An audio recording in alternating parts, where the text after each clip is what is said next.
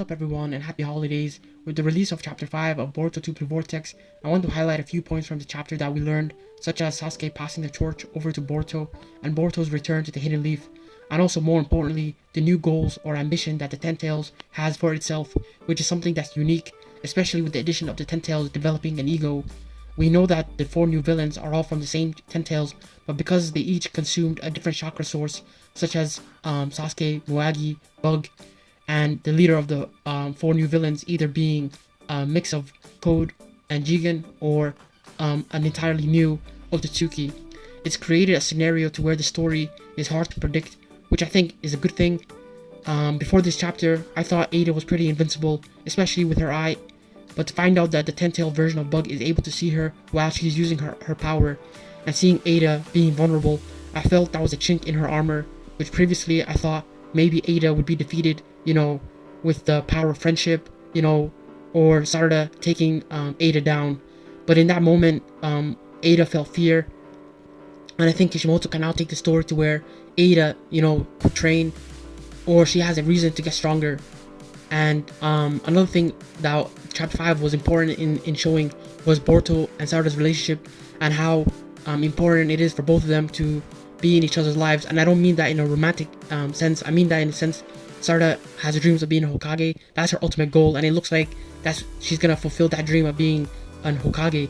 And Boruto's role is to be her support, kind of like that yin and yang element. And I think also the reason why Sarada keeps emphasizing her goal, and why Kishimoto keeps reminding us as an audience, is that he doesn't want Sarada to get lost into the idea of her just being another female character. And I'm not saying I can read Kishimoto's mind, but I can see from the way the story is being written, and just putting myself in his shoes, that he wants to remind us that Sarada is the female lead character, and that her goal or endgame, is to be an Hokage.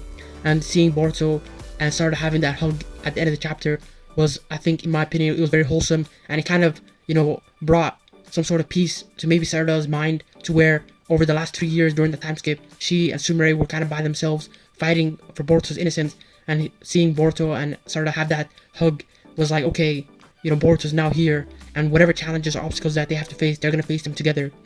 And I think the 10-tailed version of Sasuke, he's going to be playing an important role for Sarada's development, because by Sarada defeating that 10-tailed version of her dad, it's going to symbolize Sarada's power level, and also she's overcome Sasuke's, in terms of power level, she's surpassed Sasuke.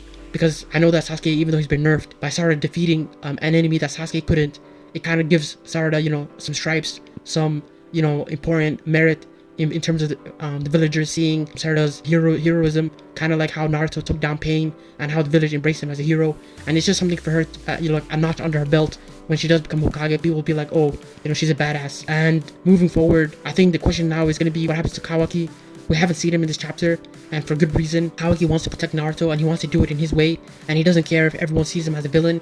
But with the introduction of these 4 Claw Grimes or 10 Tails, and Boruto coming back to the village, is Kawaki gonna fight alongside the Hidden Leaf and with Boruto, or is he gonna fight these guys on his own, or he along with Amado and whoever else wants to tag along with them, are they gonna leave the village and kind of do their own thing? It is gonna be a very interesting 2024 moving ahead. And because we all have that flashback scene where Kawaki said the Age of Shinobi is over, and so it's gonna be interesting. What does that mean? Does that mean Kawaki is gonna be the front for all of the ninja tech side of the world, and Boruto represents the ninja side of things, old versus new? I think there's so much things that Kishimoto can take this story in so many different directions, and I think it's a good thing. And finally, I think I want to give credit to Kishimoto and Ikemoto for the great 2023 that they had. I feel like every month was very good, and it felt like the stories just kind of flowed with each other. Unlike previous years, I didn't feel like at the end of the month, like I felt cheated. You know what I mean? I felt like every month I felt, hey, this was a great chapter. I can't wait to read the next chapter. And and I think that was a great change in terms of story direction and just the way it's been written. And Ikemoto took his art game to another level. And honestly, in terms of what 2024 is going to be like for the series, I would love for the anime to make its return, and also just for Kishimoto and Ikemoto just to kind of continue the great work that they've been doing so far. I'd love to hear what you guys think of Boruto 2 Vortex so far. Is it meeting your expectations? Has it been a good year for the series so far? Do you guys agree or disagree with my take? Please share your thoughts and opinions, leave a like and subscribe, and enjoy the rest of your day.